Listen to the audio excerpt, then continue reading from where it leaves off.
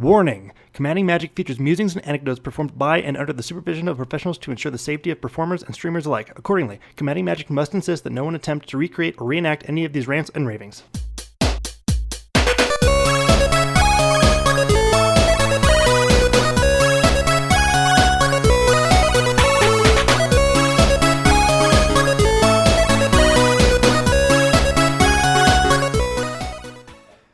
Hello, everybody.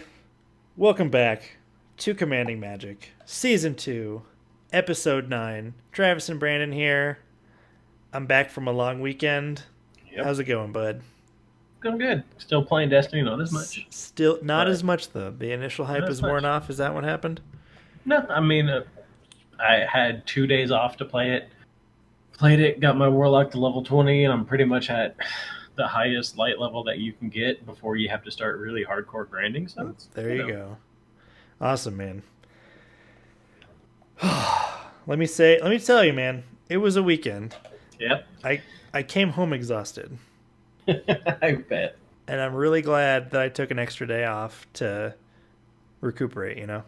Yeah, I would have used my vacation time if I could have, which is probably what I will do next year.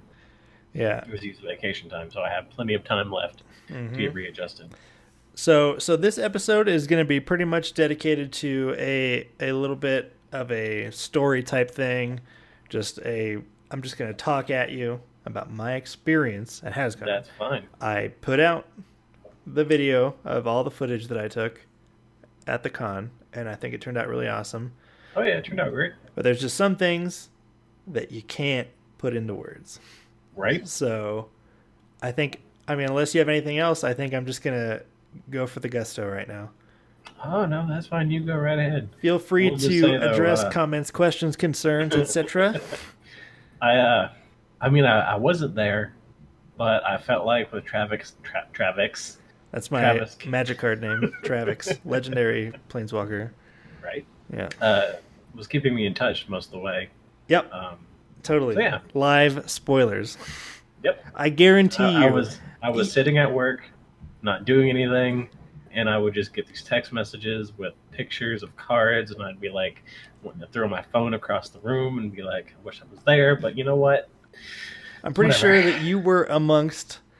So, like, people are live tweeting these things right now. Now, I don't know if you guys know about this thing called Twitter, but it shows something to many people. But Brandon was getting like second by second, like boom, up the card would go up on the projector like immediately. So yeah, you know what? It's funny. You go watch Hipsters of the Coast video of them at the Magic 25 anniversary panel, and you can see Travis up there on stage. Spoilers. Taking pictures of the cards. Yeah, that's right. After I watched that, it made sense why he had such good pictures of the cards at the first. Yeah, that's right. So before I actually go into like the trip, I want to say that if I'll have a little bit of feedback to kind of address for conventions moving forward if they decide to move forward with these and do these like in years to come. Right. Their communication needs to be way better. And being their first time, I get it. Like it's like they're going into unexplored territory possibly. Like I don't know how often Hasbro does this type of thing. But this is like the first. I'm talking like before the convention starts, like weeks beforehand, when I'm trying to figure out when things are happening that aren't on the schedule. Yeah.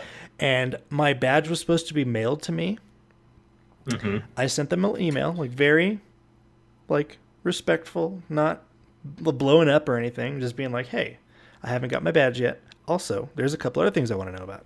And their email reply to me, which took like a week and a half, by the way. Damn. Didn't get a reply for like a good week and a half. Was like, we're not sending out badges anymore.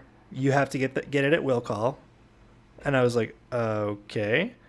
And then the other thing was about it was specifically the signing with Mark Rosewater.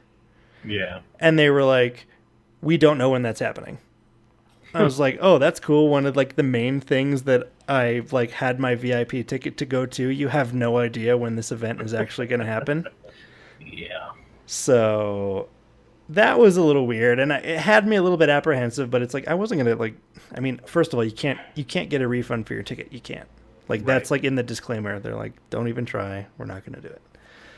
So, moving on, I was like, okay, whatever, cool. I go to get on the airplane. Well, and speaking of airplanes, airplanes get delayed every now and then. I imagine that this probably had something to do with the hurricanes. So I get it. I would rather, the people on the flight before mine to be able to get where they need to go safely and not be in any danger. So I was stuck at the airport for a few extra hours. It was really no big deal. I just got into Providence a little bit later than I would have normally. It was really funny when I was in the airport just chilling. Like, I may have even been like taking video or something. I didn't get this on video, but I was sitting just waiting, and there was this group of people, like a couple girls, a couple dudes. A couple of them were on the turbo walkway or whatever. You know what I'm talking about, right? Mm-hmm. I've been in plenty of airports, Yeah, and they were on that thing walking, and then a couple others were on the other side, so they were like, haha, trying to keep up, with the thing. Yeah. And then this girl just ate it. Like, hard. Man. She was the one that was not on the moving walkway. And she was just going. And then she just, oh, dude. It wasn't even like, oh, I tripped and stumbled a little bit. It was like, boom, trip, like hand grab onto the moving walkway, but it kept moving forward. So it just, like, it off balanced her even more. And she just, oh man, she was laughing, her friends were laughing. She wasn't dead. Wasn't severely injured or anything like that. Yeah. But it kind of was like, okay, maybe this delay wasn't a complete waste. You know what I mean? It was worth it a little bit. Yeah. And also, when I was there were these 3 people. I saw them as soon as I got to my gate. This was like an hour and a half, 2 hours before my flight left, mind you. Yeah. That were wearing these hoodies. They were I'm pretty sure all 3 of them were wearing them. That said, what was it? Dragon Vale World Gaming, or Dragon Vale World Games. If you Google that real quick, you'll see what I mean. It's like a mobile phone game company type thing, and they make a phone game. But it took me a good hour and 40 minutes, and one time when one of the dudes was passing me, I was like, "You going to Hascon?" And he was like, "Yeah, I'm going to Hascon. I have a booth I got sent there to represent this Dragon what was it? Dragon Vale World Games." And I was like, "Man, that's really cool." And his name was Tony. He was a very nice guy. Just to kind of bridge the gap and not have to tell this later, I ended up going to their booth at the con and seeing them. It's I don't know, it's not a game that I would really play, but it was really funny that we were at the same airport. Maybe it's not as much of a coincidence as I think it was in my head, because it's Denver's a big airport, so yeah, I don't know. So I got to Providence, got my Uber. The dude picked me up. What? The dude, well, there's another story behind that. But my Uber picked me up, and he picked me up in an Audi. And not only was it an Audi, it was a fast Audi, or at least it sounded fast. It was one of those cars that it's either really loud or really fast, and you can't tell which. Because he didn't really rip it when I was in it, but he was telling me how a lot of times when he goes up and picks up college students from bars, he'll whip it around town, and show them a good time. Yeah. I was like, oh, that's kind of cool, dude. That's cool, but I'm going to go to my Airbnb now if that's all the same to you. So I got to my Airbnb. My Airbnb was great. My host was awesome. I didn't even meet my host until 2 days after I had been there. Really? Yep. She works at restaurants in the evenings. So while she would get home super late and I would already be asleep, and then she would either be sleeping in the morning, or she would leave before I got up. Right. So, but this house was awesome. The decorations were super good. Really nice, well-kept house, but you wouldn't be able to tell from the outside. Really? It was one of those neighborhoods where it was a lot of big houses. They look like big houses, and I don't know if it's the type of thing where they were converted into 2 separate houses from one big house, because I had to go up 2 flights of stairs to get to this place, and there was definitely somebody living underneath. Mm-hmm. But all of the houses just were a little bit dilapidated looking, behind chain link fences. So Yeah. I didn't really know what to think initially. And especially when I walked to this bar to get dinner, because I got in pretty late. So I thought to myself, Yeah. well, not that many places are going to be open. So I'm just going to look for a bar. And I asked my host, and she recommended me this place called Aji's Trailer Park, which is a bar, not a trailer park. Mm-hmm. So if you see it on Google Maps, don't get the wrong idea. You should actually go there. I highly recommend it. Had an excellent fried chicken sandwich. But the whole bar is trailer park themed. And I don't know any other real way to truly explain that. It was the type of thing where one of the things outside as like an eye catcher type thing it wasn't an Airstream trailer, but it was just like a small tow behind trailer. But it was like painted in such a way where it just kind of looked like not classy, but like retro. I don't know. And the inside was very nice. Where you went up to order food, they had trailer siding on it.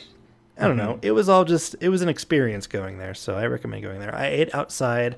I got to see one of the dudes come out and open the giant smoker thing.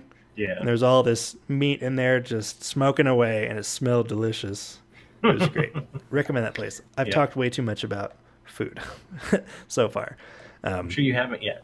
Right. But the next day is when my first inkling of trouble happened. Is when I tried to hire my Uber to get like the 5-minute drive from my Airbnb. No hotel. This is an Airbnb. I don't know if I said that before. To the convention center. Very short drive. I wait about 20 minutes. And I'm monitoring the little map that you get that tells you by GPS where your Uber currently is. And it just never came. Never moved from the spot. I don't know if it's because they weren't paying attention to their phone or they just forgot to turn off their thing and maybe their car was just parked at their house. You know what I mean? Yeah. So I went to cancel it. Somebody who's never used Uber before. Ah, gotcha. So I cancel my Uber, and you know what it said to me, Brandon? It said, "We don't want to waste this person's time, so if you cancel, we're going to charge you a fee." I'm like, what about my time, dude? Yeah. I got places to be. This is time sensitive, because in my mind, I'm like, this is a convention. I have to get there and get my badge. I have to go stand in this will call line that's going to be 8 years long. You know what I mean? I'll get into the convention when they have Hascon next year. Together, player going to a convention like this, you have no idea what you're going to. Right. Because it's not like, I imagine that it's not like going to a GP or anything, because it's more than just Magic players, right? Because Hasbro is Transformers and My Little Pony and Dungeons and Dragons and Star Wars, and there's Disney stuff there, and there was Nerf stuff there, and there was even more things that I'm sure that I didn't really know Hasbro did that, but it was a lot of even younger type demographic stuff. So I was expecting a fight to get my pass. But I got there and I was one of the only people there. I got there at 7:00, which is when will call started. And there was maybe a dozen other people there. So God forbid anybody shows up on time. Yep. We don't want to deal with that. So anyway, I ended up having to cancel. I still have yet to go. I need to go dispute that charge. The whole thing. Because not only did I get charged a cancellation fee, but I also was paying a premium, like extra than what it would normally be, because it said that it's a very desirable location to go to. Right. The convention center. So I'm out maybe $13 for that, including the cancellation fee. Yeah. So, but the next Uber that I hired didn't have the premium fee for some reason. It was just normal, $5 or so. And I got there just fine. It was great. Interesting. So I get my pass and I'm walking around. I have nothing to do until they, let us in or whatever. So I go up and I just kind of start trying to keep an ear out for people, other Magic players. And I eventually stumble upon a few people, and I just kind of like sidle into the conversation very casually. And I was like, okay, I've got some people to at least keep me sane for a while. And unfortunately, somebody didn't get to go. Man, I know. But unfortunately, you'd think that the main topic of conversation would have been magic. Right? But the main topic of the conversation was, we have no idea when anything is happening, and nobody is here to give us information. So when one of the Hascon staff came, we pretty much cornered them and were like, hey, you need to get on top of this. And he would leave for 20 minutes, come back, give us information. More people would ask questions. People were registered for events and had paid for events that were no longer on the schedule. Really? Yeah. So there was a bunch of moving stuff around that was just never communicated to anybody. Okay. So, and not only that, but we were at the main entrance, and it was about maybe an hour or so before we actually got let in that they said, oh, by the way, the VIP entrance is on the other side of the building. So we're just like, okay, guess we'll go for a walk.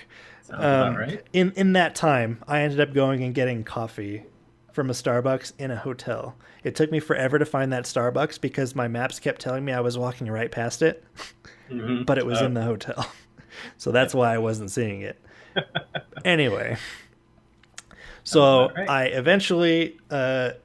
You kind of, when you talk to a group of people, after a while, you sort of get a feeler on who you can relate to a little bit more than others, just because of like, I don't know, like mannerisms and the way that people speak and articulate themselves and things like that. So I eventually told this one dude, I was like, hey, let's just hang out this weekend. We've been hanging out right now. I'm here like on my own. He was there with his wife, but she wasn't a VIP. Oh. Okay. So, shout out to Rob Hicks. This guy was super cool, and we palled around all weekend, and it was a great time. Not only that, but sneak preview. This week is going to be a double feature week. 2 episodes this week. I wanted to make sure that we got this episode done, but Ixalan spoilers are happening faster than I can read. So we are doing a second show on Friday, and I spoke to Rob briefly about this at Hascon, and he actually reached back out to me after Hascon, and he is going to join us for Ixalan spoilers. Awesome. So that's really cool. I'm really excited for that. So look forward to that on Friday. Let me tell you. Getting into a convention 2 hours, Brandon. 2 hours before normal badge people. I don't know how to put it. We called them plebs. Sounds about right. I don't know. It's just stupid. But getting in 2 hours before was probably the one of them. There's like a handful of things that really, truly justified the price of this VIP pass. It was not cheap. Oh, I know. It was not cheap. I looked at the VIP pass. Yeah. I wanted the VIP pass. The Magic the Gathering Superfan Pass. Or Dungeons & Dragons or Transformers, whichever you happen to be. But getting in early, we were talking amongst ourselves, and we said, as soon as we get in, get through security. Go get exclusives, which were downstairs on the floor that we entered in. Next step, go upstairs to the Ultra Pro booth, get Grimlock playmats. Yep. And then we'll figure everything else out. So for us... Got to do all of that stuff before everybody else. So, but the funny thing is that when we got in and got through security, it was really cool. Rob and I were a couple of the first people in, which is really neither here nor there, but it was empty when we walked into that into the lower, I forget, like the brand experience hall or whatever they call it, where they have all of their stuff, like their, I don't know, like, I'm not saying that as much anymore. I'm telling you, man, I'm on the road to recovery. I am actively thinking as I speak. I am stopping and pausing and slowing down before an opportunity would come for me to say that, and I'm trying so hard to not say it because, boy, it bugs the crap out of me when I say it. When you go back and listen to all of our old stuff. Oh, stuff. dude, it's so bad. No, even our new stuff, I'm so bad about it. Anyway, I'm sorry. Well, I went off on a wild tangent there. let's say, you know, all of us were pretty bad at some stuff back then. So, yeah. I'm on the road to recovery, ladies and gentlemen. Like, comment, subscribe. Can someone give me a number to the do not use unnecessary words in a sentence hotline? Yeah. But, so we got into this hall, and we were seeing all this cool stuff. They had Bumblebee from Transformers, the newer Camaro and the older Camaro. They had Barricade there. He was set up. Optimus Prime was outside. It was all really awesome. I love that part of your video, by the way. Oh, really? Was it cool? Is that something that you think people would appreciate? As soon as that you turn that music on, I was just like, of course you did. Yeah, because can we first talk real quick about how the Transformers Armada theme is pretty much one of the best renditions of that song? Yep. Mm-hmm. Yeah. I can totally agree. Like nothing, there is absolutely nothing wrong with the original theme. There's nothing wrong with the theme done by Lion for the Transformers movie. There's nothing wrong with any of that. But as for what I was concerned with is just what would make it flow. And the Transformers Armada theme was just really awesome. It was upbeat. It just kept you going. I don't know. I'm talking about things that don't matter. No, it did matter. It was a great addition, Travis. Right. Thanks. I'll keep that in mind for next time. I'll do it again. Okay. But we got into the line for exclusives, and it was a long line when we got there. Keep in mind, we were some of the first people to get in. Yeah. But the line was still pretty long. We waited about a half hour. And I think it was in part due to the fact that they were just making sure that they crossed their T's and dotted their I's when it came to getting people their stuff, because you were limited to 4 of each Hascon exclusive. Really? But not only that, but they also had the leftovers from SDCC of this year. Really? So you could buy SDCC exclusives at Hascon. Interesting. So, even though those are, and you were limited to 2, almost a couple $100, and you were limited to 2. Yeah. So, one of the interesting things that I will note that I noticed when I was in line for those exclusives was that there were people posting ads for exclusives on eBay as I was in line. Yeah. And Rob and I had a brief discussion about this. I'm curious what you think about it. Like, sure, I could have purchased 4 of everything and made a huge profit. And to some people, you're taking away stuff from other people who get. I mean, to some people, the capitalism aspect of it is paramount because you paid this money and you need to pay yourself back, and this is the company and the convention owe it to yourself, paying you back indirectly by allowing you to do this. But I don't know, man. When I went, I said, I don't need 4 copies of all of these things. So I got my exclusives. I did some Christmas shopping. You know what I mean?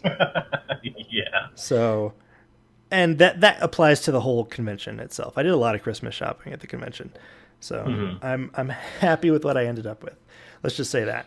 So after that, as Rob and I were getting out of the line, they were starting to realize, I guess, that this one line was not going to contain the might of hundreds and thousands of convention goers. So they were already splitting it up into 2 lines and saying, hey, you need to get your badge signed off here and walk to the other side of the hall. And there were people wheeling boxes and crates of the exclusives to the other side so they could have 2 lines. So I'm glad that we got to it when we did. As I understand it, later on in the con, you could just go there and there would be a very minimal line and get whatever you wanted. Huh.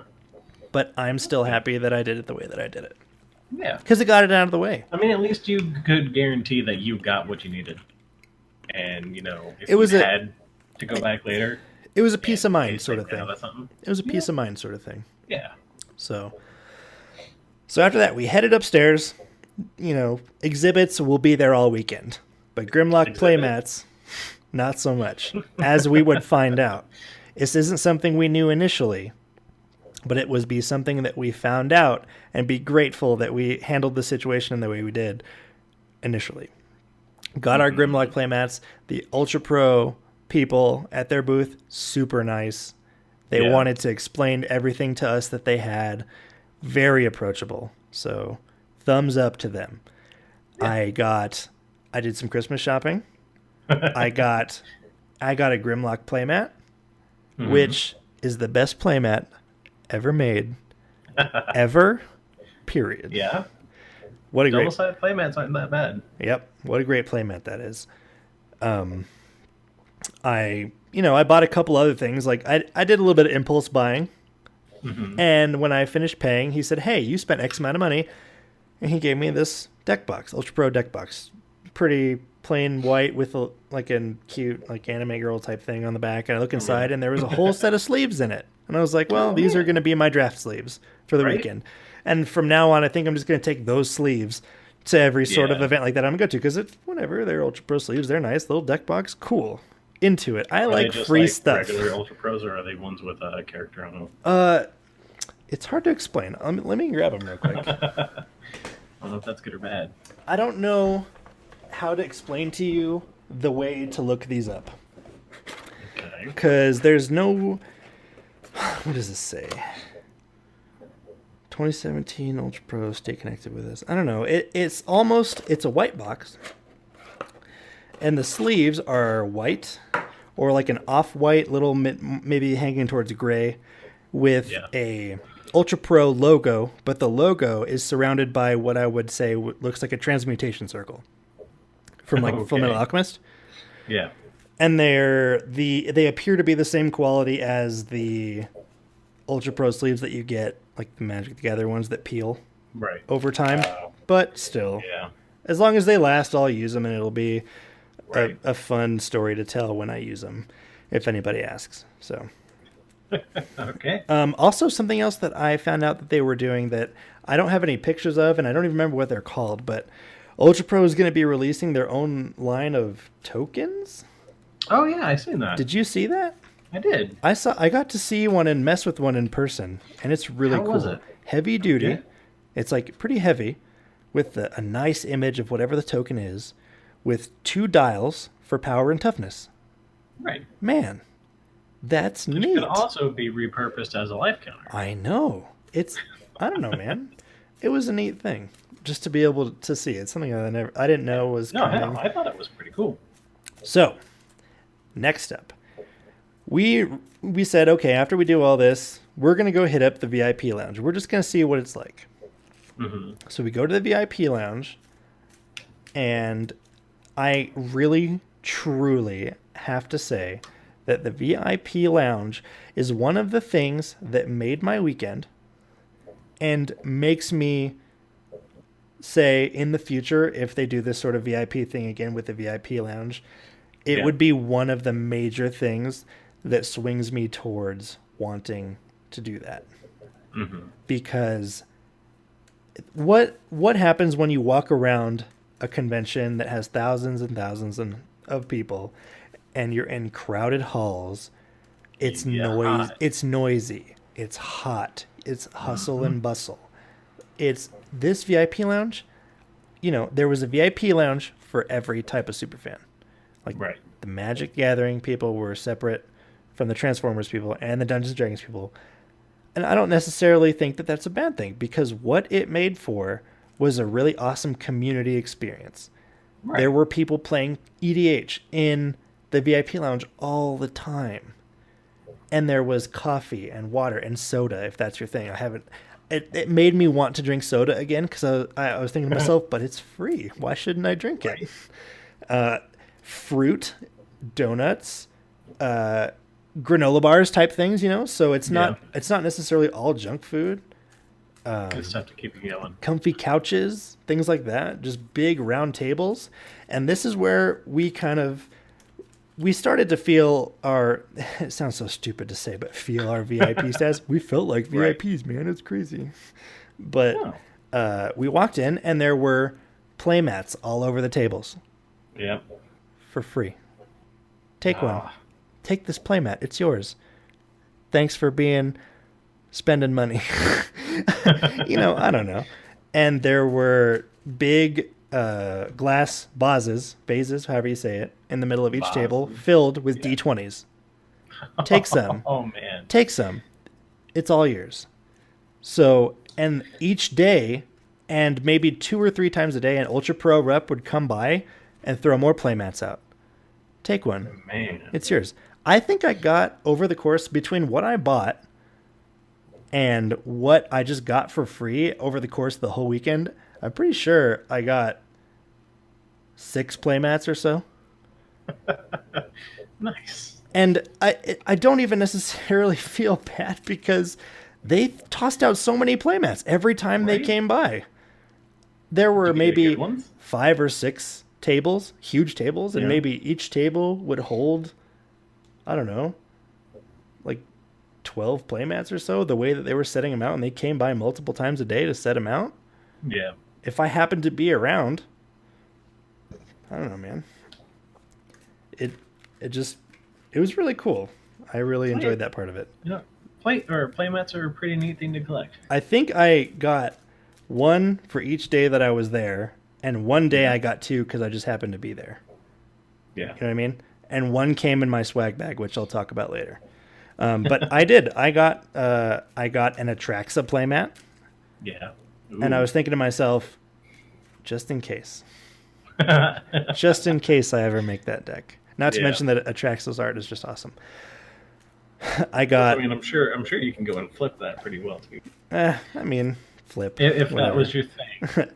I got a Brea playmat. That one too. And I got a Scarab God playmat. Oh. I think those were the ones that I got from here you go, Ultra Pro Reps being cool. Right. Oh, and something else that they were throwing out on the tables, which I actually bought an actual set of, were gravity dice. Are you familiar? No. They are, I believe they're aluminum dice. Yeah. And they're heavy. There's some weight to them. And so when you throw them, they don't get that much roll and bounce. You know, they don't go very far, but they roll out of your hand, they tumble in the air, they just a couple times once they hit the table. So I guess that's like kind of a preference thing. You know what I mean? Right. But those dice are so cool. I bought a set. I'm pretty sure, like, they have them in all sorts of colors. I bought a blue one, and the case that they come in. Look, Google right now, Ultra Pro gravity dice, and you'll see that they sell them in sets of 2, and they come and the case is almost cooler than the dice themselves. If you can find it, pretty quickly. It's a heavy thing. It's nice to just, when I'm working. 2/6s? Yeah, and when I'm working, I will open the case. The magnets are really awesome. They keep the 2 halves together. Right. And I just throw the dice around. It feels good to throw these dice. So over the weekend, they were throwing handfuls of these out onto the tables. So I got some as souvenirs for some people, and, you know, it's just, I don't know, it's a fun thing. Fun thing that these gravity dice are. Right. So after that, I think we just kind of hung out and started to meet a few people, played a little bit of Commander. Eventually, we made our way over to the hall where everybody was playing. Yeah. Because our Iconic Masters events were on Friday. I think they were at the same time. On a Saturday, they were at different times, but Rob just bought in for the one that I was in on Saturday. So we ended up doing that at the same time too. Troll and Toad was there, and Cool Stuff Inc. was there. They were selling stuff. Rob bought, this is in my video, Rob bought a booster pack of Mirage and pulled a Lion's Eye Diamond. He bought the pack and said, there's a Lion's Eye Diamond in here, and I'm going to pull it right now. And he did. Yeah. Why can't I do that? Right? Why can't I say, this Eternal Masters pack is going to have a Tarmogoyf in it, or a Force of Will in it, or whatever is in that set. You know what I mean? Yeah. Anyway, we eventually made our way to the 25th anniversary panel. We were some of the first people there, and we got in and sat down. There wasn't very many people there. We were handed, Brandon, a basic land with a sticker on it. Yes. Tell me more. It's not like a removable sticker. If you pulled that sticker off, you'd probably rip the card in half. Just had a little Planeswalker sticker on it. But once the event started, the event was actually, they had to turn a ton of people away because they just didn't make it. Really? In time. Yeah, the hall was not very big for what they were doing, I think. But it was a cool thing. One of the things, I think it was the president guy. You know the one, the bald guy. He's new to the company, I'm pretty sure. No. He's like the guy for Wizards of the Coast. No. Anyway, I forget this guy's name, but he's even higher up than the people that I truly admire in the company. Anyway, right. He was saying, we're going to give you your spoilers, but we're going to make you work for them. And I mean, I know. The guy who was hosting everything. Yeah. And obviously this was set up, but then immediately the entire spoiled Vraska came up on the screens. Right. Throughout the rest of that event, they revealed it piece by piece. Yep. But they put it the full card up. So that was a pretty funny thing. So they eventually started saying, if you were handed a basic land, you're going to be divided up into teams, and we're going to have a Magic the Gathering trivia game show. And I was like, what? So it was Mark Rosewater, Team Mark Rosewater, Team Elaine Chase, and Team, what's his name? Chase. It's like, it was Gavin Verhey. Yeah, him. He's dressed up as Jace. Yeah, the Jace guy. Yep. So I was placed on Team Elaine. And as it would turn out, from my limited experience with her there and my experience chatting with her a little bit at the party, which was on Saturday, she's very funny. She's very down to earth, very nice, and super cool. So the game show, the reason that I couldn't put any footage from round 1 in my video was because I was in round 1. And it was you know, like, go over real quick what the different rounds were, if you remember. So round 1 was name every planeswalker that has been printed up until just before Ixalan. Yeah. And it had, eventually you got to the point where you had to hurry up and answer, or you got disqualified. Round 2 was name... No, that was round 3. No, it was a card artist, right? No, that was the third part of round 1. Okay. It was essentially trivia questions, and it was a round table thing. You'd take turns answering the questions until somebody couldn't. And if you couldn't, you were out. Yeah. So Team Elaine, the team that I was on, we got the first round. We got the second round too. The third round, we got beat. And it's unfair. And here's why.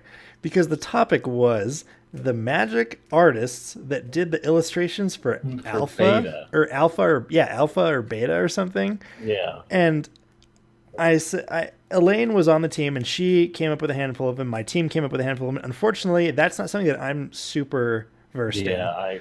Nope. But Mark Rosewater is a walking encyclopedia for this type of thing.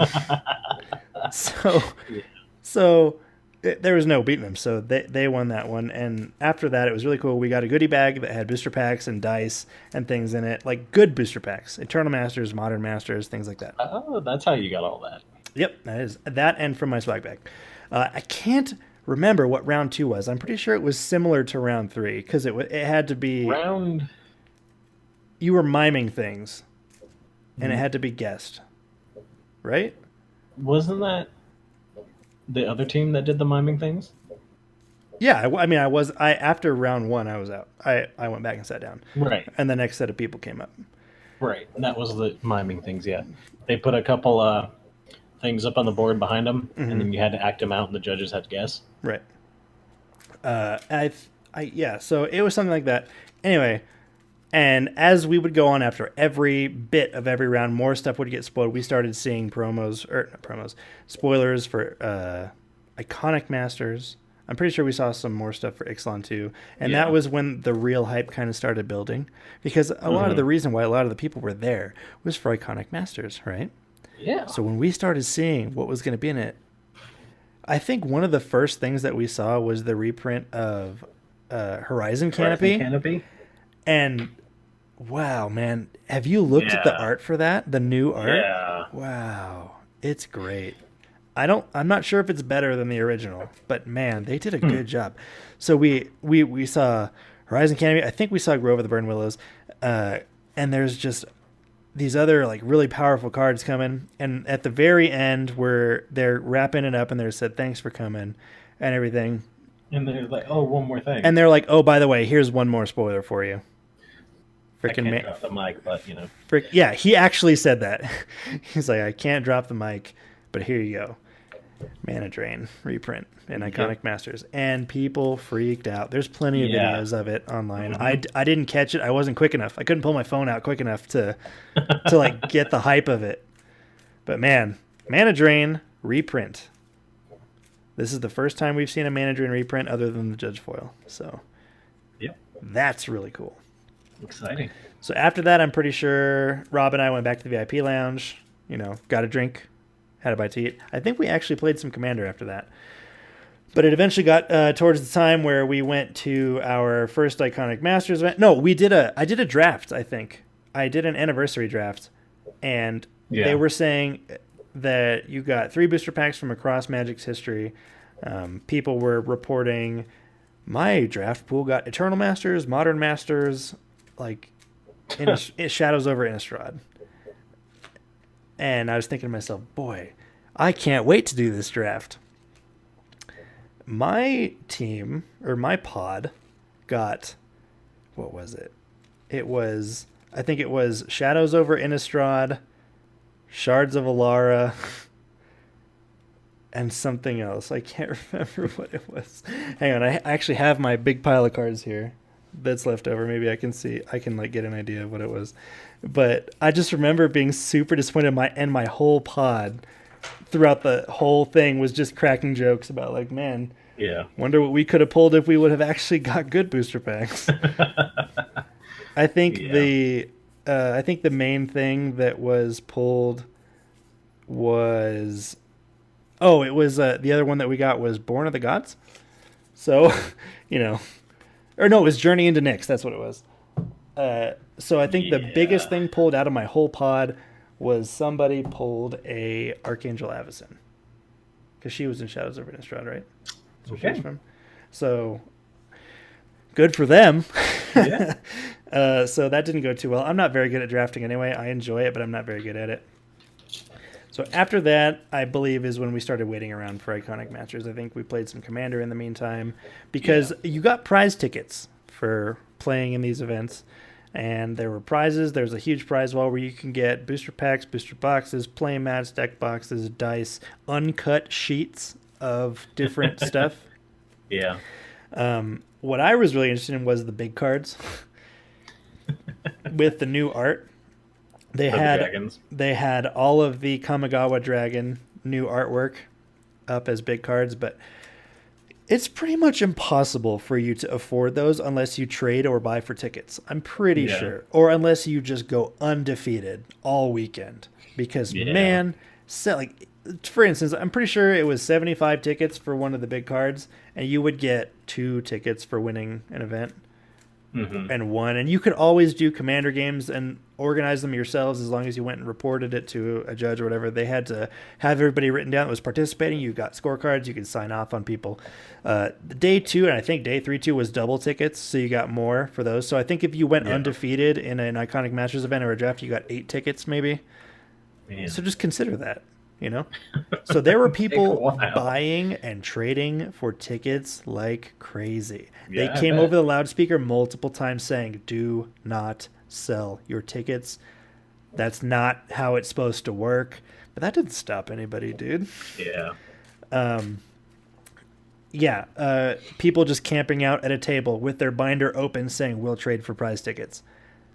And that kind of set the tone, You walk around and just see people pawning off their tickets to people getting trading stuff. All the tickets that I have, I traded off. I traded my tickets because the tickets started off being valued at I think $3 or $4, but by Saturday afternoon they were at $7 a piece. Man. So your tickets were more valuable the longer you waited. So it was a really interesting. Really interesting just to watch it go down. Iconic Masters, Brandon, is a set with lots of valuable cards in it. And I know that because the entire convention had seeded packs. Really? It was so blatant it wasn't even funny. I don't think you can even argue that. Because what they did was they said, you're going to receive 6 Iconic Masters booster packs in this deck box. Keep the deck box. It's yours. It's swag. The corners have been cut from all these booster packs. That's normal. Mm-hmm. So we were thinking, okay, whatever. I don't really quite get it. It didn't click in my head at first. But as the day went on, I hung out a lot in the hall. Yeah. And every time there was an Iconic Masters sealed event every hour from a certain point on. And it was Mana Drain, foil Ancestral Vision, foil Ether Vial, Ancestral Vision, Mana Drain. So I get it to a certain extent because they are spoiling the set. We're the first people to see and play with these cards. You know what I mean? But it's just funny because I almost think at least for the people that went, it's a little bit of a false precedent that you think, oh, if I would go and buy 6 Iconic Masters booster packs at MSRP from my local shop, I'm going to get pulls like this. But there were so many Ancestral Visions and Ether Vials and Mana Drains and foil rares and foil mythics pulled just around, like people around me pulling them. I heard, like, I pulled some cool stuff. I pulled a foil Vorinclex, which I traded for an Ether Vial. I got an Ether Vial. I pulled a Flusterstorm. Ancestral Vision. Yeah, I pulled some good stuff. So I think part of it was just them having you feel like you really got your money's worth because you came in advance to play in these events that you had to pay for your ticket to get into the convention and you had to pay to be in the events. Yep. You know what I mean? So they wanted to make sure you got your money's worth in one way or another, I guess. I can't say for sure, but you know. Another really cool thing about the hall, other than the fact, well, it wasn't cool, but let me backpedal real quick. There was no organization. Right. There was a line, but that line was it was like the biggest cluster I've ever seen. And they eventually started to divide it up into 2 lines. And so I think that going forward, I think they have learned a lot from this. Because just the way that they had people line up, people were waiting in line to say, we're going to play a 4-player Commander game for prize tickets. And they would wait for about an hour because they were just trying to kill time before their Iconic Masters event started. They wouldn't even get through the line before their Iconic Masters event started. So there was a little bit of, okay, amongst that, you know what I mean? Yeah. But anyway, back to the cool thing. The artists for the promos were there for the Hascon promos. Yeah. So I have my entire set of promos signed by the artists. Awesome. And my Grimlock playmat. Which is a segue into my next thing. The Grimlock playmat. Ultra Pro said we're only going to be printing and selling these at Hascon. That's it. Right. They're not going to be anywhere else afterwards. This is what there is.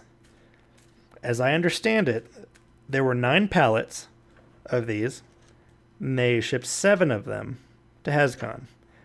They sold out within a couple hours. Yeah. So what happened after that apparently was they made an emergency call back to headquarters and said, you need to ship those rest of those playmats out ASAP. We need those ASAP. They just didn't think that. It's not that they didn't think they would sell. Yeah. But they didn't expect them to go as they did. Yeah. So on Friday, what I was hearing from multiple people and from conversation is they were saying, the Ultra Pro people were telling people, come back Sunday. We'll have the playmats Sunday morning. And this time hops a little bit. But Saturday morning, I was hanging out in the lounge. Apparently, they got their order in Saturday. So then they sold the playmats when they got them on Saturday. So it just makes me wonder how many people came back Sunday, didn't go to the Ultra Pro booth on Saturday, and on Sunday they were like, those came yesterday. Yeah. So. The last time I checked, those Grimlock playmats were going for about $100 on eBay. Sounds about right. So there's that. Friday evening didn't really have too much going on. I spent a little bit of time, maybe about a half hour or so, just walking around the Hasbro brand experience hall or whatever. Yeah. And that's where I got all the footage of all of their different IPs and stuff. I'm not into ponies, so I didn't go there. I got a little bit of footage of Nerf stuff, but it was nothing that, it's like Nerf guns. There was nothing really to really take footage of. Right.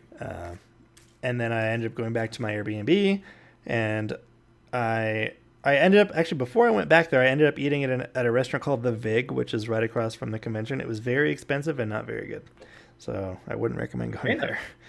Yeah. The next day, Saturday, I had no problem getting an Uber. It was easy. Yeah. I didn't go as early as I could have. I still got in during the VIP time before other people got in. Went and hung out at the VIP lounge until Rob got there, because I was just waiting for him. It's like I didn't really have anything to do until my Iconic Masters event or the party later that evening, right? So, again, more Commander playing. And then, lo and behold, Mr. Mark Rosewater shows up at the VIP lounge. And he just pulls up a chair. Yeah. And I was thinking to myself, all right, is anybody else? Is anybody else seeing what's happening right now? And just talking the history of the game, answering people's questions. He's such a goof. I'd love to hang out with that guy more. He's just, I don't know, funny jokes, awesome stories to tell, stories you really wouldn't hear anywhere else. I don't know how to put it. Yeah. And from here is where my story starts to kind of time crunch. Everything starts to kind of fly by, because a lot of the things that you see at a con happen on the first day.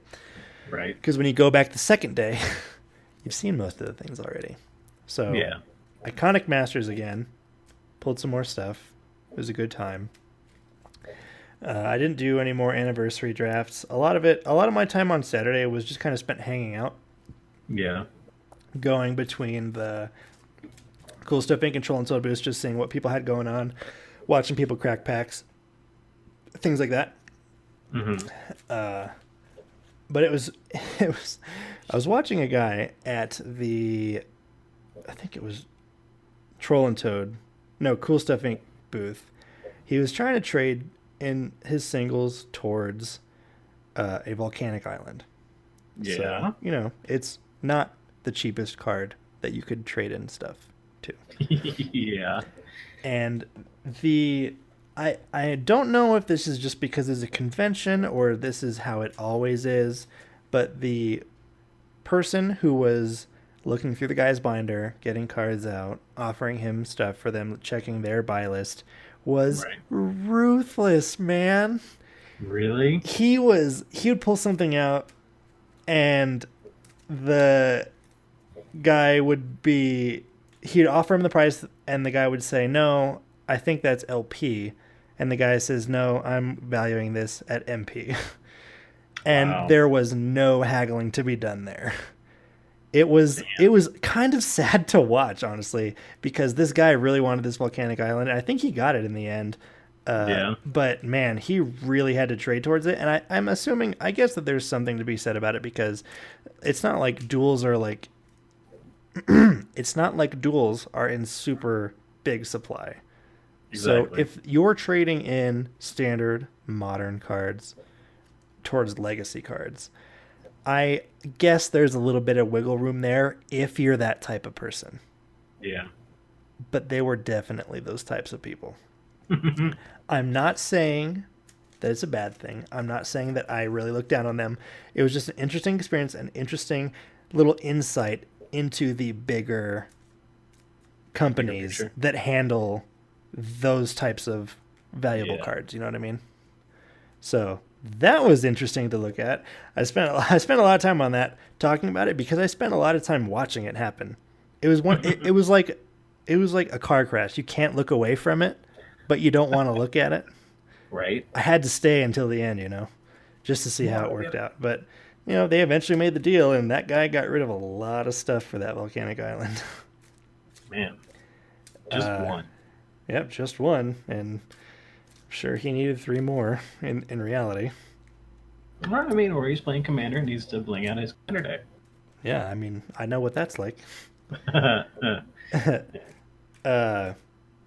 So I suppose this kind of let me check my notes here. I was kind of jotting down notes a little bit over the weekend.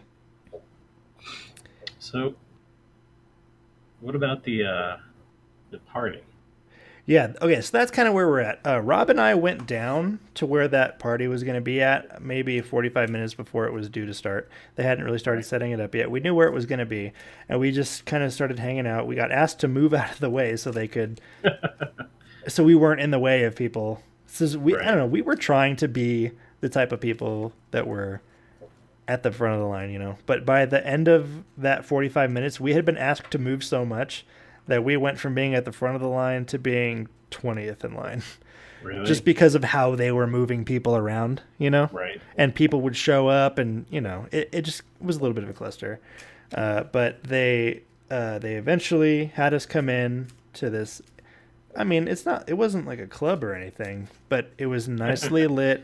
There was platters of meats and cheeses and stuff like that, like hors d'oeuvres kind of things. An open bar. Yeah. Open bar, in which they had a drink called the Black Lotus, which I drank many of. And that's probably in part to why I don't have more footage of the party. So, okay. I don't know, man. They were playing 90s music all night. It was the best thing.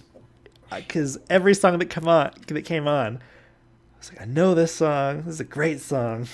I got to see the professor wiggling like he was dancing. It was really funny. Oh yeah, by the way, I met the professor, and that guy is super, super nice. Yeah. What a nice guy that professor is. Super humble, super happy to meet his fans, super eager to talk with you. So shout outs to that guy. And then everybody noticed. It was pretty much the first thing, Brandon, that everybody noticed. There were in small silver satchel bag things. There were many of them out in the kind of the hall area. Mm-hmm. And those were our goodie bags for attending this party. Yeah. So you line up, you take a number. The number you get corresponds with the one that you pick up. Mm-hmm. Nobody had any idea, I swear. Nobody, at least nobody around me in line, had any idea what it could possibly be. Is it like old booster packs? Is it because the shape of it? The shape of it. It's about half like maybe like I don't know, like a fourth or like 3/4 the width of a fat pack, and if you hacked 3 or 4 inches off the top of a fat pack is how big these things are. Okay. I wasn't the first one to go. It was whatever. But I watched them open. And even after they opened them, I'm not sure they even really knew what they got. And it came out eventually that what it was everybody who attended this party got a complete set of a random set, from what I understand now, from Lorwyn forward. Oh, man. Not only that, Brandon, but if you were lucky, you could get a foil complete set. Yeah. People got foil World Wake. Ooh. People got foil Conspiracy 2. Damn. And even though these weren't foil, people got Lorwyn, Eventide, Shadowmoor. That block specifically is such an awesome, awesome block. I don't care about the value. I'm sure that there's cards that are valuable in there, but just the design behind that block was so good. So what I ended up with was non-foil Kaladesh. It's not terrible. At first, I was a little salty because I was hearing. You were telling me about That's right. Yeah, I was a little salty. I don't know. I guess it's just because I was hearing what other people got, you know. Everybody else was getting. Yeah. So in my mind at the time, I was thinking to myself, well, I guess some people are more VIP than others. I mean, it's random in the end. They couldn't have predicted that. And I'm sure, I totally get that. Like, no arguments. They did it the way that they should have, you know. They made it a gamble because playing the game is a gamble anyway. But now that I really look back at it, I really like the design of Kaladesh. A lot of the artwork in Kaladesh is awesome. I'm pretty sure that when we did our Kaladesh review video, we geeked out over it like crazy. Yeah. I think that Kaladesh is a really well-designed set after I was like looking through all the cards, and I'm perfectly happy to own a complete set of that. And just to be able to say, I got this as a gift. Right. You know what I mean? Now, full disclaimer here, you didn't get inventions. Nope, no inventions. Right. But it's funny because that's actually something that I had to go back and check for because somebody said it, and I thought to myself, wait a minute, did I get inventions? And the answer is no. So yeah. I believe the reason for that is because inventions are probably their own sheet. Right.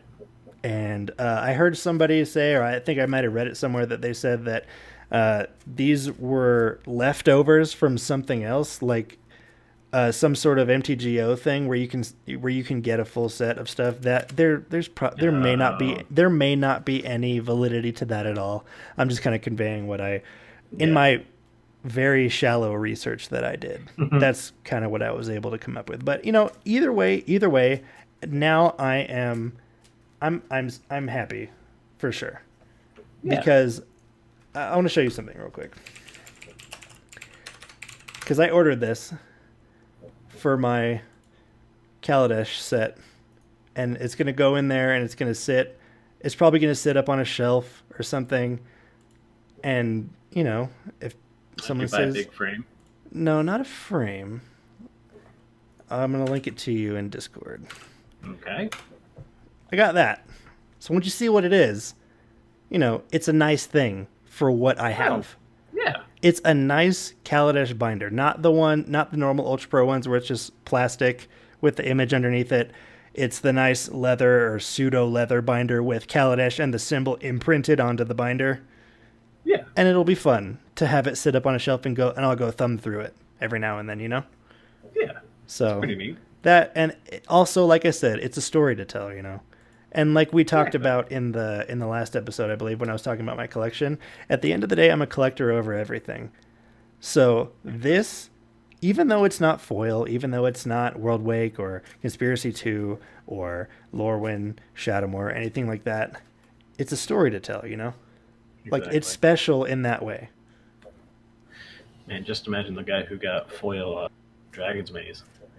It's funny. I'm pretty sure I heard somebody talking about that and mentioned that same thing. I mean, it would be great and then terrible at the same time. But you get foil shocks. Oh, also, I have it written down here. Apparently, somebody stole my drink. Okay. I mean, I just went up and got another one, but I remember I put my drink down on the table and I was talking to Rob about something.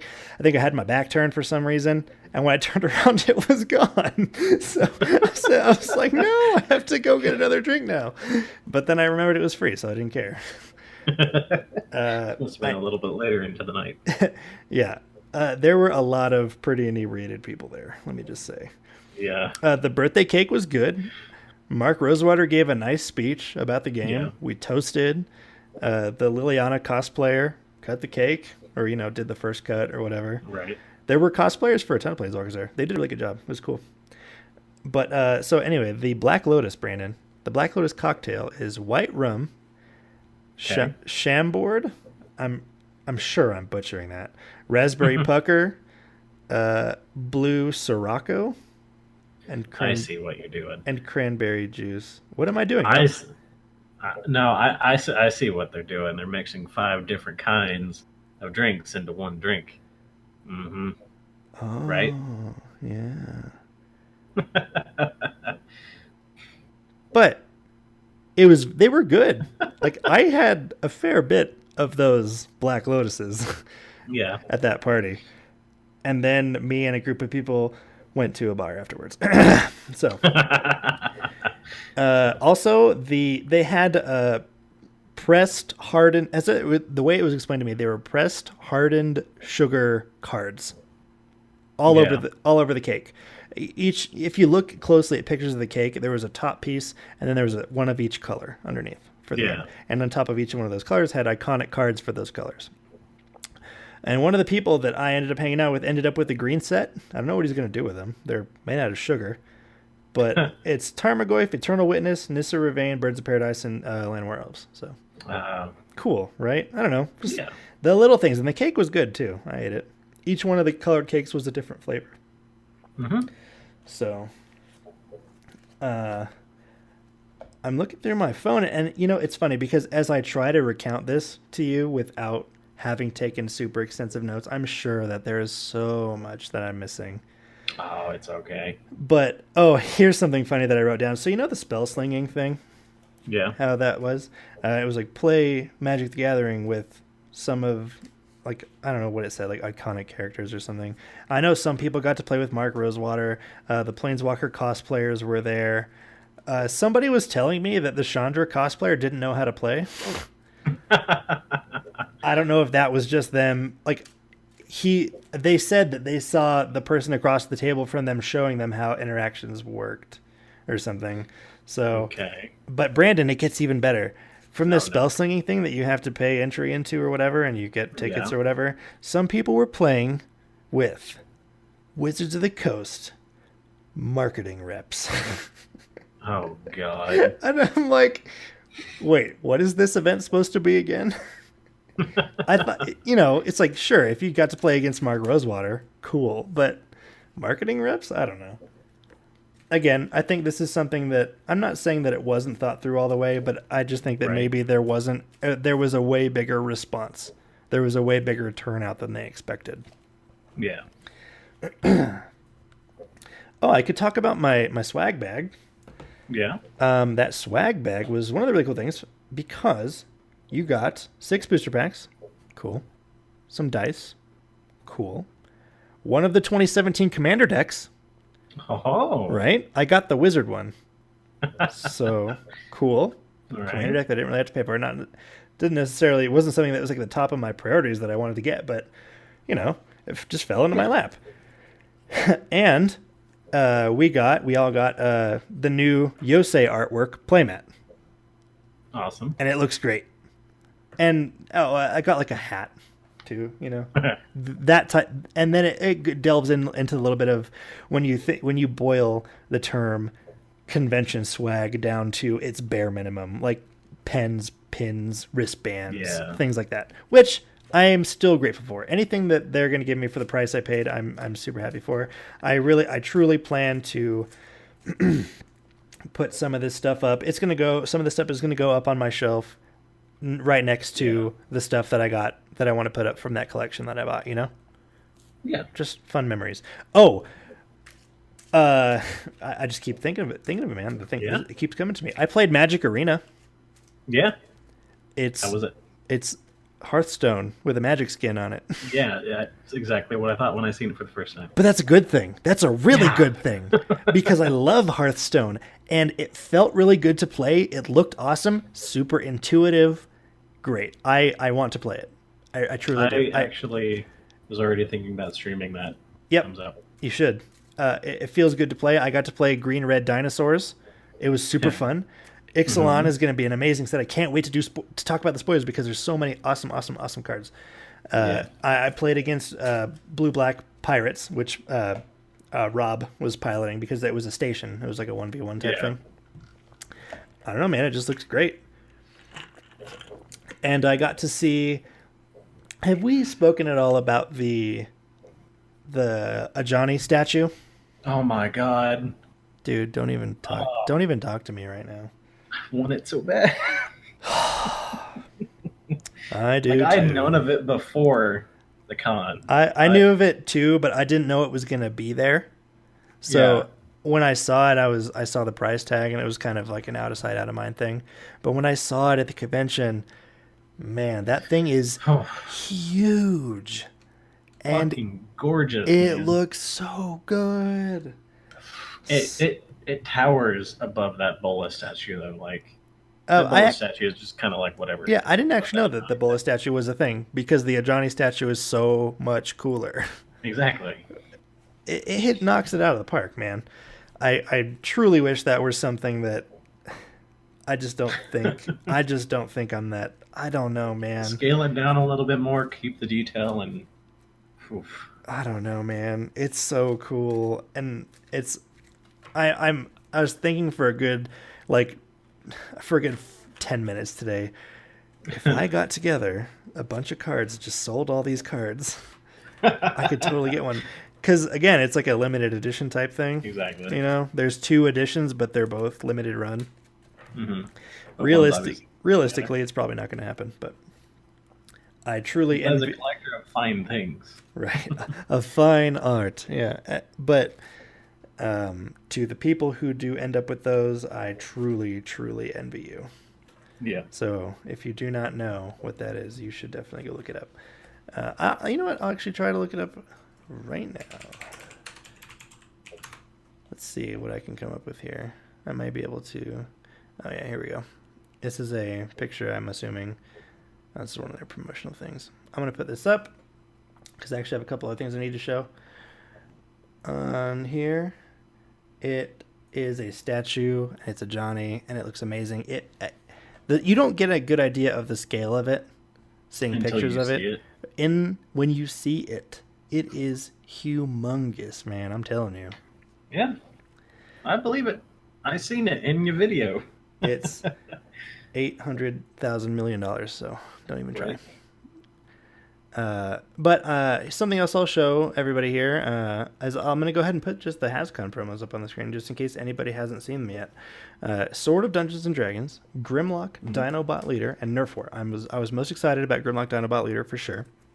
Because he is the Naya commander that I've been waiting for.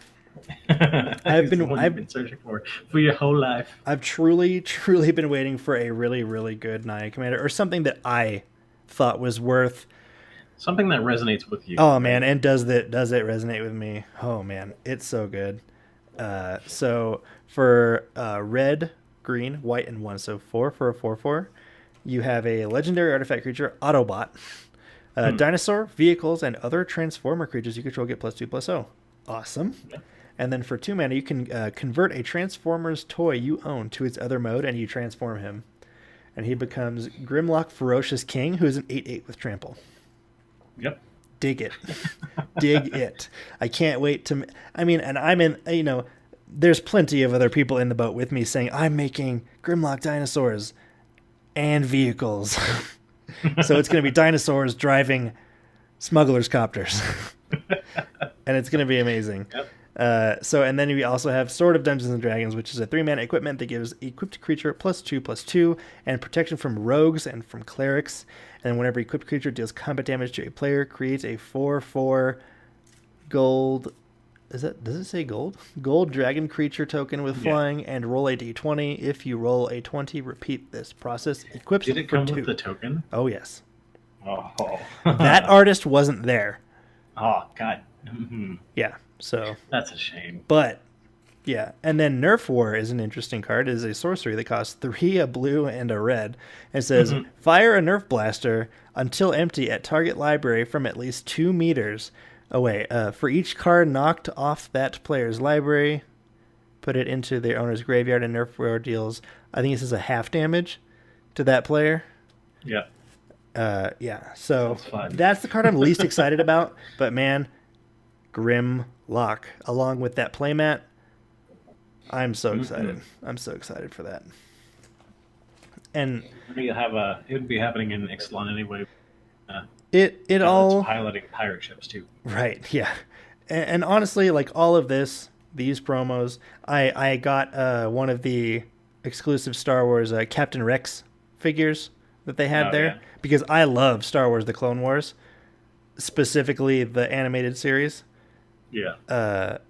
That is amazing, and if you haven't watched it, you should. It's like 5 seasons long. It's great. It really, truly gives you an appreciation and a love for the clones. The clones are some of the coolest characters in the Star Wars universe, like for sure, hands down, no contest. Anyway, really cool figure. And to wrap up my journey here, because we're rolling into pretty lengthy, long-winded story of mine. For not a spoiler episode. Yeah. I was in the airport waiting for my plane to go home. Small terminal in Providence. And there was a guy sitting a few seats away from me who I'd seen all weekend, running around with a DSLR with a nice microphone hooked up to it, doing interviews, doing stuff. Right. And I just kind of stayed out of his way. I didn't really know him. I just didn't know who he was. I didn't know anything. But I knew he was at the convention, and I was bored at the airport. So I walked up to him and I asked him, "Hey, what set did you get?" And I think he said he got Foil Aether Revolt. And then we started talking, and he started mentioning that he does a podcast, and it turns out that it was Sam from Kitchen Table Magic. So huge shout outs to Sam from Kitchen Table Magic for chit chatting with me at the airport. Super, super nice guy. I briefly mentioned, like it was as we were waiting in line to get on the plane that I also did a thing. Mm-hmm. And he immediately looked us up on Twitter, apparently. Yeah, I know. Yeah. It was like early in the morning, and I get like somebody messaging us on Twitter. It's like, the hell? Yep. And I was kind of just, I feel like I'm pretty humble about this whole thing that we have going on here. And I was telling him, I was like, yeah, we don't do it seriously. We don't have very many followers. We just do it for fun. We produce the type of content that we want to hear.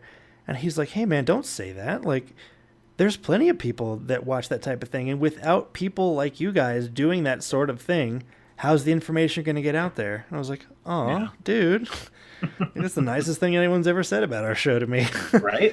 I don't know.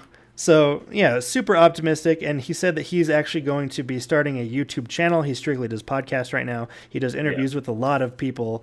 He's interviewed Mark Rosewater. He has interviewed just plenty of people. Sheldon Menery, the commander writer for SCG, and I think I read that he's actually one of the people who started the format or started the rules committee for the format. One of the original judges. Yeah, so that's really cool. And so he took a ton of footage. He's going to be making a video and putting it on his YouTube channel. So I really encourage anybody who's listening to this to go seek that out. I don't know what the channel's called. I might actually privately message him and ask him what it's called, because I'd love to truly give that channel a shout out for anybody that wants to watch, because that guy was super nice, and just like kindness goes such a long way. Yep. In my book, at least. So all the best to him. And I hope to meet up with him again some other time. I don't know. Well, maybe that some other time will be next year. We'll see, man. We'll see. Where, you can actually make plans ahead of time. Yeah, right. It was kind of an impulse decision that I made to go. It was. I mean, we were talking about it about a month beforehand. Yeah. And I was, doing all the math and all that to try and figure out if we could do it. And then got home, and the only way it could have happened was if I opened a brand new credit card and then maxed it out. No, don't do that. Don't ever do that. So kids, don't ever do that. That's a terrible idea. So all I can say, moving on, is if they did do this again, I'm pretty sure I would be very tempted to do the VIP stuff again, because I would. There's so many people that I encountered and just heard speaking that weekend where it was all about the monetary value of things, but there's some things that you just can't put a value on. Exactly. And when I say, like, when I get all like philosophical and say like, oh, it's about the experience and stuff, it's I mean, the journey is the destination, man. But like, that's not really what I mean. That's partially what I mean, because it's like you create memories, and it's those types of things that make episodes like this possible, where I can go and on and on and on and just gush about the time that I had here from something that I had no idea how I was going to feel about it. I said, I spent so much money on this, and I have no idea why I spent the money on this. You know what I mean? Yep. But things like getting in early, the VIP lounge, meeting people. I mean, and just the swag over the weekend. Sure, that recouped some of the cost there, but still, man, I think that. And also, like, the friendships that I made. I met Rob, and seems like a pretty rad dude, and he'll be on the show next week, or next week, in a couple days. So, I told him that I was like, hey, if this happens and you go again, let me know you're going, and we'll do the same thing all over again. It'll be great. And you also get to explore a new city, even if it's dark and the neighborhood that you're in is kind of sketchy. So... Yeah, so hopefully next time, at least, I can make plans to go. yeah, as soon as we get any wind of another one happening, if it does, we should have a good talk and just wait for for information to start coming out about like the costs and what's going to be included and things like that. So, and then we can do like proper Commanding Magic vlogging and all that. Yeah. They definitely, Hasbro has some work to do when it comes to organizing these things, but I think that when everything is said and done, they did what they could and it worked out really well, at least for me. You know what I mean? I haven't heard too many complaints. Because you weren't there.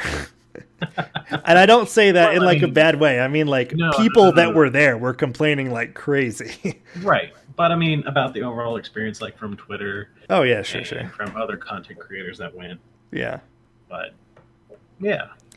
So that wraps it up, man. That is my story, and I'm sure there is tons of stuff that I left out. Well, you made a good video recap of it. Yeah, I hope between that and this, listen to this episode at 1.5 times speed. You'll get through it in half the time, I promise. Yeah. But yeah, I think that's gonna do it. This is currently Wednesday evening. Yep. Friday early afternoon, we are recording another episode. I will try to get this episode out tomorrow. If not, you might just have 2 episodes come out, one right after another, on the same day or a day after another. It'll be magical Christmas land for everybody. It's almost like it used to be. Right. Speaking of which, I think we should do a quick announcement about the channel that we decided on earlier today. Going forward, our old videos are all still on the channel, but they are, most of which, except for some funny little like couple-minute long clips, are all now set to private. Yep. Because we feel that going forward, we are trying to make better videos and make them all, more streamlined and not different setups every single time you're watching a video. And quality drops and disconnections and stuff like that. So and having to split your episode between 2 because for whatever reason, YouTube wouldn't let you post videos. So I guess now more than ever is anybody's opportunity to give us feedback, to kind of give us an idea of what you liked, what you currently liked, or what you currently like and what you want to see from the channel. Because we're open to any ideas. We love doing deck techs. We love doing gameplay, but like most of all, we do the show. So it used to be kind of a 2-part thing where we do an episode and then gameplay, but it just hasn't worked out in such a long time that way. We're looking into fixing that. I can't guarantee that it'll be gameplay or deck techs every week just yet, but we are slowly kind of working towards getting back to where we used to be. Yeah, getting back to where we used to be in the way that we release content. So. And in better quality. Oh yeah, for sure. Not starting an episode of the podcast and not sound checking ourselves and halfway through having somebody comment that the audio's out or not working. And all of a sudden you have a whole episode they can't use. Yeah, those were the days, Brandon. Those were the days. I remember those, and not checking a box. Yep. Make sure your first ever video got actually or not. Right. So yeah, I think that's going to do it for this episode of Commanding Magic. It is up on social media, Facebook. I really think we should start tweeting more, but that's kind of more of the thing that you've done for most of the lifespan of this channel. So I encourage you to tweet more. I don't know, dude. Give us a like, comment, subscribe. We love feedback. We love feedback. If it's good or bad. We see it. I mean, no matter what, we see it. Yeah. I see it. And then I let Travis know. Yeah, pretty much. It's all constructive criticism as far as I'm concerned, and that's something that I super welcome because I want nothing more than to have a channel that I'm proud of.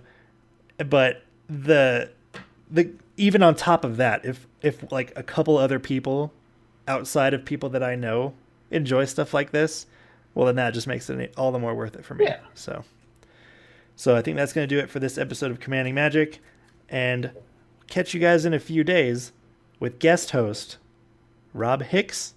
It's going to be Brandon and Travis returning to the command zone.